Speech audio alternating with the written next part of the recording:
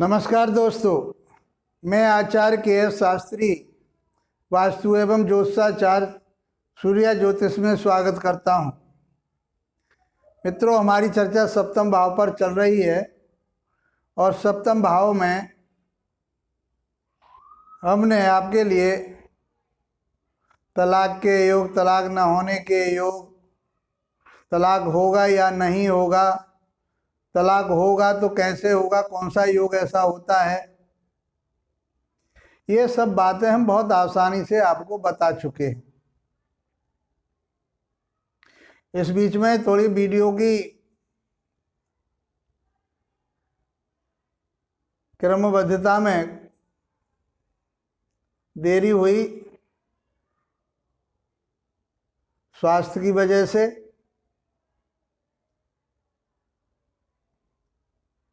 कोशिश करते हैं आगे आगे वीडियो को देने के लिए आपके लिए।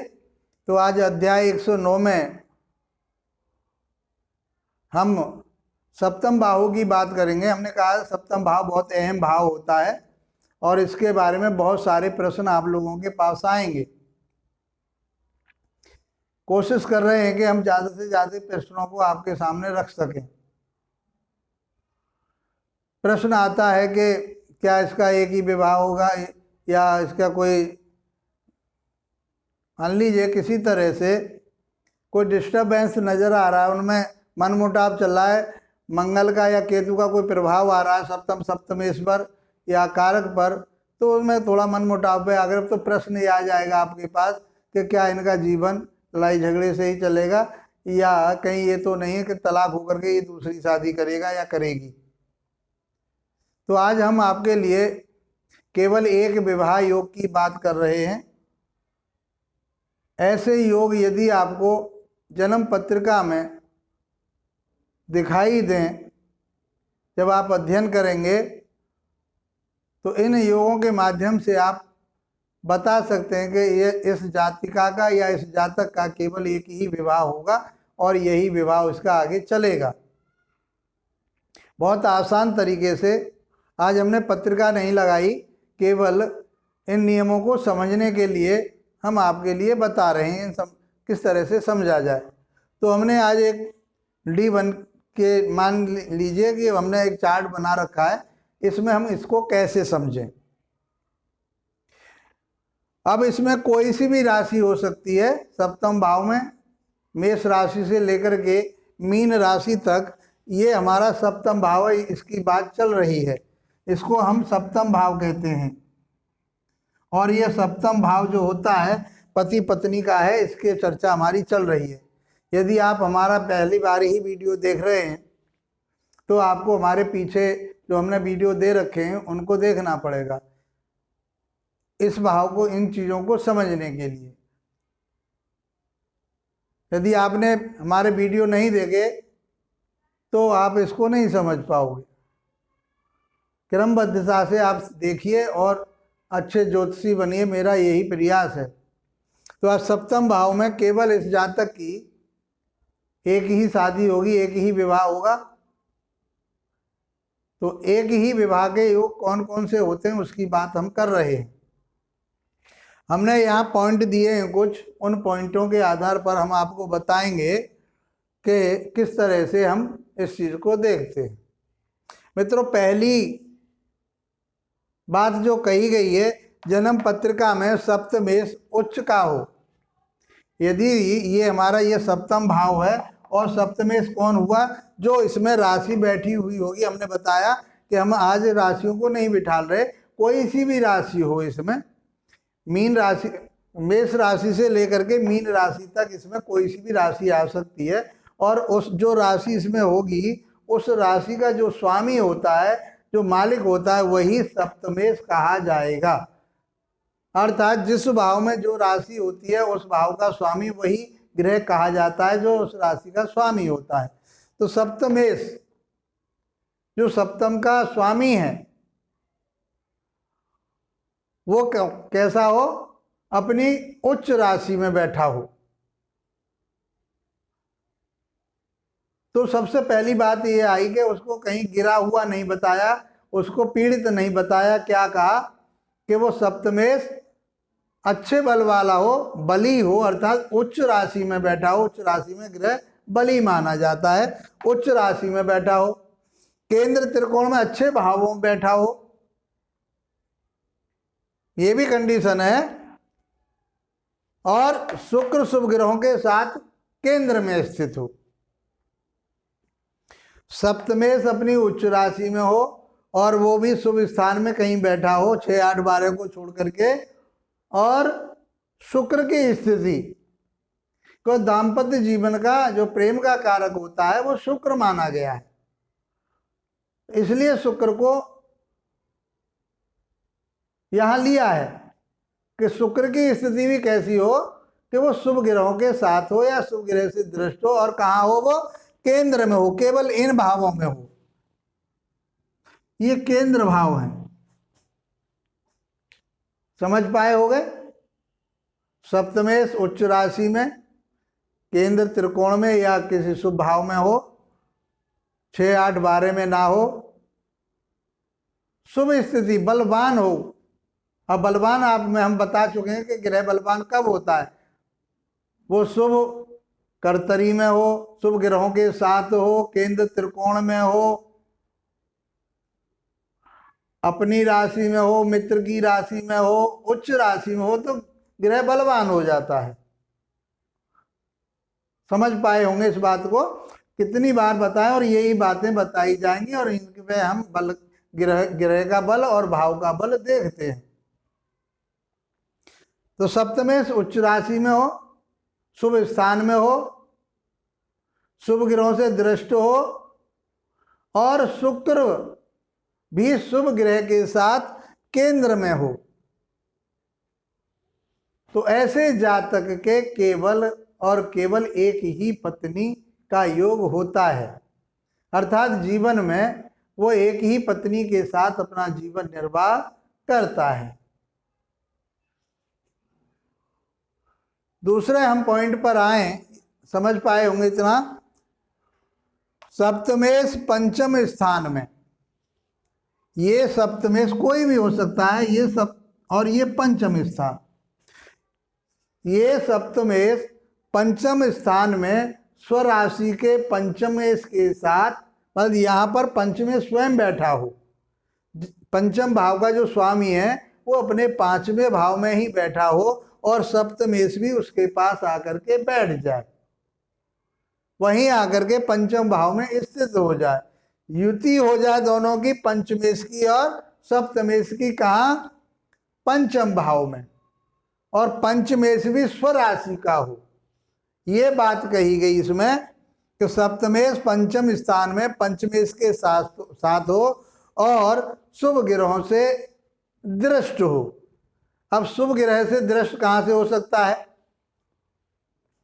ये दोनों ग्रह यहाँ बैठ गए, तो एक तो यहाँ से देखेंगे ग्रह 7वीं दृष्टि से शुभ ग्रह। अब शुभ ग्रह में हम आपको बता चुके हैं शुक्र और गुरु हैं।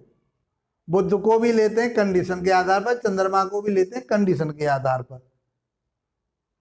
तो यहां से पूर्ण दृष्टि सब पंचम भाव पर आएगी 11वें भाव से। यदि गुरु लगन में बैठा हो या नवम भाव में बैठा हो तो सप्तम भाव से तो सीधी आई जाएगी 11वें भाव से दृष्टि। यदि यहाँ भाव लगन में भी बैठा है गुरु, उसकी दृष्टि पंचम पे आ जाए। यहाँ 9वें भाव में, 9वें भाव में भाग्य स्थान में भी गुरु बैठा है, तो 1, 2, 3, 4, 5, 6, 7, 8, 9, 9वीं दृष्टि भी गुरु की यहाँ आ जाती है। ये बात समझने की है, इसको बहुत आसान तरीके से समझना चाहिए। तो शुक्र की दृष्टि तो केवल मात्र यहाँ से आएगी, बुध की दृष्टि केवल 11वें भाव से आएगी, चंद्रमा की दृष्टि केवल 11वें भाव से आएगी। गुरु ही एक ऐसा ग्रह है जो यहाँ से लगन से भी देख सकता है और 9th भाव भाग्य स्थान से भी पंचम स्थान को देख सकता है। तो ये कहा गया कि स्वराशि का पंचमेश 5वें भाव का स्वामी अपने घर में बैठा हो और सप्तम भाव का स्वामी पंचम में ही आकर के पंचमेश के साथ बैठ जाए और किसी शुभ ग्रह की दृष्टि वहां आ जाए, तो उस व्यक्ति के केवल एक ही पत्नी का योग होता है और वो जीवन सुखपूर्वक व्यतीत करता है।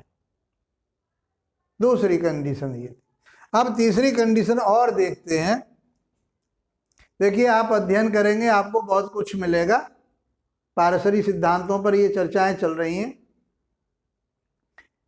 उनमें श्लोक दे रखे हैं, उन श्लोकों के जो अर्थ हैं उनको मैं आप लोगों के सामने रख रहा हूं और उनको आप पढ़िए और अपना ज्ञान, और बहुत सारी चीजें इसमें मिलेंगी आपको।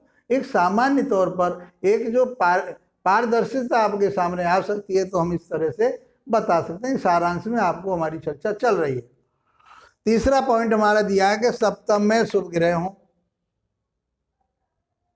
अब एक पत्नी का योग और कौन सा बताया कि सप्तम में कौन हो, शुभ ग्रह बैठे हो। शुभ ग्रह बार बार बताएं हम, गुरु शुक्र बुध और चंद्रमा, और गुरु शुक्र के साथ शुभ स्थान, गुरु शुक्र के साथ शुभ स्थान में हो तो एक पत्नी का योग बनता है। यहां पर सप्तम भाव में शुभ ग्रह बैठे हो, बुध बैठा हो, चंद्रमा बैठा हो, गुरु बैठा हो, तो शुक्र बैठा हो, अच्छे योग बने। ये कहा कि यहाँ पर शुभ ग्रह बैठे हो इसमें, और गुरु शुक्र के साथ, गुरु शुक्र के साथ कहाँ बैठा हो, शुभ स्थानों में बैठा हो। 6, 8, 12 को छोड़ करके कहीं भी बैठा हो, केंद्र में और त्रिकोण में बैठा है, बहुत अच्छा। यदि वो 11वें भाव में, तीसरे भाव में, दूसरे भाव में भी बैठा है तो शुभ माना जाएगा, अच्छा माना जाएगा, बुरा नहीं माना जाएगा। इस प्रकार से तीसरे पॉइंट की हम चर्चा करते हुए ये समझ पाए कि सप्तम भाव शुभ ग्रहों से, शुभ ग्रह वहाँ बैठे हों और गुरु शुक्र के साथ, क्योंकि गुरु और शुक्र दोनों शुभ ग्रह हैं और शुक्र दाम्पत्य जीवन का सुख देने वाला है ग्रह है, तो इसलिए गुरु जो है शुक्र के साथ बैठा हो तो एक भार्या योग बनता है। चौथा पॉइंट और देखते हैं हम। चौथे पॉइंट में ये बात कही गई है कि लगन से सप्तम स्थान में बुध का नवांश। अब नवांश की बात कर रहे हैं इसमें। यदि हम जब नवांश कुंडली की तरफ भी नजर डालेंगे तो मान लीजिए यही नवांश कुंडली है, तो यहाँ पर जो सप्तम भाव में बुध का नवांश आ जाए, अर्थात बुध का नवांश मिथुन राशि या कन्या राशि या स्वयं बुध वहां बैठा हो, बुध का नवांश हो अथवा गुरु का नवांश हो, गुरु के नवांश में धनु राशि हो, मीन राशि हो, सप्तम भाव में D9 के में, D9 में यदि सप्तम भाव में बुध बैठा हो, मिथुन राशि हो, कन्या राशि हो, गुरु बैठा हो, धनु राशि हो, मीन राशि हो, तो ऐसे व्यक्ति का केवल एक ही पत्नी उसका होती है और वो एक ही बार विवाह करता है और उसका जीवन बहुत सफलपूर्वक चलता है। ये बहुत आसान तरीके से मैंने आपके सामने एक विवाह के योग बताए कि व्यक्ति का एक विवाह होगा या 2 विवाह होंगे, तो ये कन्फर्म आप यहाँ कर सकते हो, बता सकते हो कि भाई ऐसा कोई, मान लीजिए बताया किस लिए, ये कैसे आया, ये प्रश्न आया ना, उनमें थोड़ी कहीं से भी मान लो मंगल की भी दृष्टि का प्रभाव आ रहा है तो लड़ाई झगड़े या मनमुटाव सा आ रहा है कुछ उनमें, या केतु का प्रभाव आ रहा है, राहु भी मनमुटाव करा देता है थोड़ा बहुत, तो उस कंडीशन में यदि ये चीज़ें आपको मिल रही हैं वहाँ, तो उसका दूसरा विवाह, तो सबसे पहले यही प्रश्न आएगा कि इनमें थोड़ी सी दिक्कत रहती है और ये थोड़ा आपस में तो इनका वो रहता है, तो क्या कहीं ऐसा तो नहीं तलाक लेकर के कहीं दूसरा विवाह होगा इनका, क्या है इनका, तो आप बताइए। तो आप बता सकते हो इस माध्यम से कि इनका एक ही विवाह होगा, दूसरा विवाह नहीं होगा। इस तरह से की कंडीशन आपको मिल जाती है। तो जो हमने 1 से लेकर के 4 पॉइंट ही दिए हमने, आप आसानी से उस व्यक्ति को बता सकते हैं, उसका विश्लेषण कर सकते हैं। मित्रों, बहुत आसान तरीके से मैंने आपके सामने ये चर्चा रखी और आपको ये चर्चा अच्छी लगी है तो इसको लाइक कीजिए, शेयर कीजिए। कमेंट्स में आप कंजूसी कर रहे हैं कमेंट्स करके हमें ये ज़रूर बताइए कि हमारी चर्चा आपको कैसी लग रही है और उसका आप लाभ उठा रहे हैं या नहीं उठा रहे, कोई कमी हमारे अंदर रह रही है तो उसको बताइए, क्योंकि बोलते बोलते बहुत सारी चीज़ें रह जाती हैं। तो उसके लिए हम कहीं आगामी कुंडली में या आगामी वीडियो में हम आप लोगों को उसके बारे में बता सकें। इसी के साथ आप लोगों का धन्यवाद। नमस्कार।